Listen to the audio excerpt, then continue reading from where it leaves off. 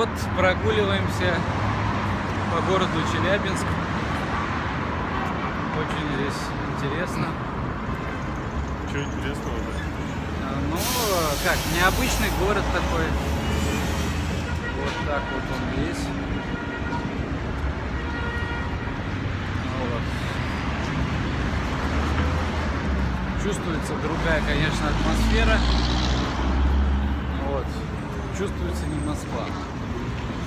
Чувствуется что? Да, но при этом очень такое движение здесь транспортное. А, ты в этот вещи сложил свою гостиницу? Да, да.